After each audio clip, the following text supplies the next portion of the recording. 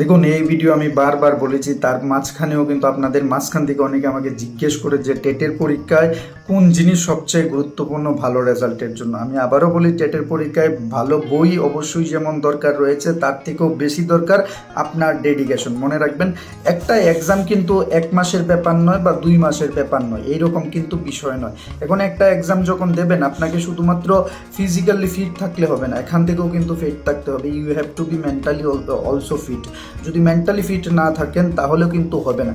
মনে রাখবেন, আমি একটা গল্প আপনাদের বলি। একটা দৌড় প্রতিযোগিতা হয়, সেখানে 10 জন সেখানে অংশগ্রহণ করে এবং তাদের মধ্যে 1 বছরের একটা সময়সীমা দেওয়া হলো, ঠিক আছে।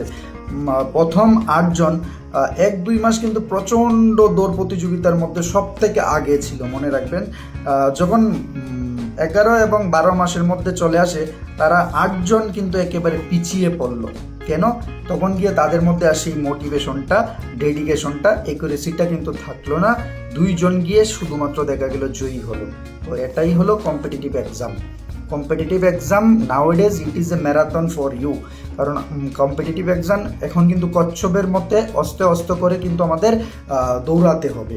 এই না যে আমি এক লাফ দিয়ে দুনিয়া পার করে নিলাম বা নদী পার করে নিলাম, নট লাইক দ্যাট। বিষয়টা কিন্তু এইরকম না। মনে রাখবেন যে কম্পিটিটিভ এক্সামে আপনাকে প্রপার একটা সময় দেওয়ার দরকার, এবং তার মাঝখানেও যে জিনিসটা গুরুত্বপূর্ণ, যে নেগেটিভ মানুষ থেকে দূরে থাকা। যে কোনো এক্সাম বলুন না কেন বা যে কোনো ক্ষেত্রে যদি আপনি নেগেটিভ মানুষ থেকে দূরে থাকতে পারেন, টেটের এক্সামে আপনার ভালো টেট। দেখুন, একেবারে আমি একটা জিনিস বলি, আপনি যদি আমাদের জন্য কিন্তু পড়াশোনা কিন্তু প্রবলেম নয়। আমাদের জন্য প্রবলেমটা কি? নিজেকে প্রত্যেকদিন পড়ার টেবিলে বসিয়ে রাখা। It is the most difficult task for us. এটাই কিন্তু সবচেয়ে কষ্টকর বিষয়। এই জায়গার মধ্যে কিন্তু আমরা পারি না। অনেক সময় দেখবেন পারিবারিক সমস্যা, পড়তে ভালো লাগে না, বাড়ির মধ্যে কোনো একটা প্রবলেম হলে আপনার মাইন্ড আপসেট থাকে, বা পরিবার থেকে সাপোর্ট নেই, বা আপনার টাকার প্রবলেম, কোনো একটা কিছু করতে হবে, অনেকগুলা বিষয় থাকে। তো এই সব বিষয়গুলোর সঙ্গে ডিল করে গিয়ে আপনাকে একটা কম্পিটিটিভ এক্সাম ফেস করতে হয়। তাহলে আমি আপনাকে যদি বলি সারাদিন বই নিয়ে বসে থাকুন, আপনার বাড়ির মধ্যে টাকার কোনো প্রেশার নেই, সব কিছুই অ্যাভেলেবল রয়েছে। পৃথিবীর কোনো মানুষের মধ্যে এমন নেই যে প্রেশার মানে টেনশন ছাড়া রয়েছে, তো প্রত্যেকের মধ্যেই রয়েছে। তার মাঝখানেও কিন্তু মানুষ এক্সাম ক্লিয়ার করছে, ভালো স্কোর হচ্ছে। তো তাদের মধ্যে একটা জিনিস হয়তো বা থাকে যে সবচেয়ে ডেডিকেশন, যে আমার জবটা দরকার, জবটা প্রয়োজন, আমি anyhow do or die আমি এক্সামটা ক্লিয়ার করব। এইরকম মেন্টালিটি যদি ক্রিয়েট করে নিতে পারেন নিজের মধ্যে, তাহলে কেউ আপনাকে আটকাতে পারবে না। এই জিনিসটা বিশ্বাস করুন। এবং আরেকটা জিনিস, কোন বইগুলো গুরুত্বপূর্ণ, এবং এই জিনিসটা অনেকে জিজ্ঞেস করেছিলেন। দেখুন, আমি নিজের ক্ষেত্রেও যখন প্রিপারেশন নিয়েছি, আমি বই রিকমেন্ডেশন খুব কম। তারপর আমি বলি যে রীতা পাবলিকেশন সিডিপির জন্য ভালো, বিশ্বভুবন নবম দশম বইটাও কিন্তু ভালো, তারপর স্বদেশ সভ্যতা বই ইতিহাসের জন্য ভালো। বাকি আর একটা বই আমি বলিনি, কারণ আমি নিজেই কিন্তু স্টাডি প্ল্যান তৈরি করে এগিয়ে গিয়েছিলাম।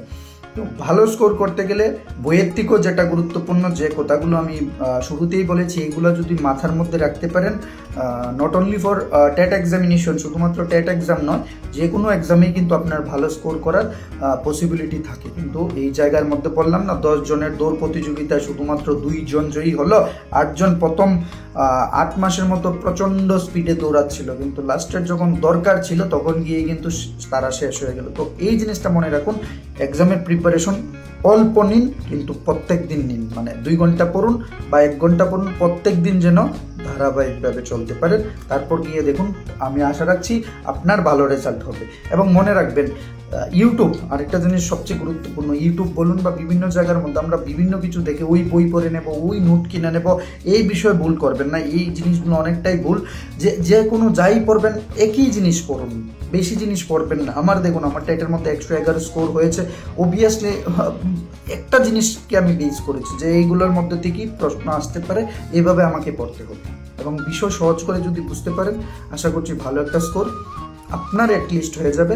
এবং নিয়মিত ভিডিওগুলো দেখবেন। আমি কিন্তু ইংরাজি গ্রামারের একেবারে সহজভাবে বোঝানোর চেষ্টা করছি। তারপর প্রশ্নগুলোর উত্তর দেওয়ার চেষ্টা করুন। এবং সবাই ভালো থাকবেন এবং কমেন্ট করে জানাবেন আর কোন বিষয়ে জানার প্রয়োজন আপনাদের রয়েছে।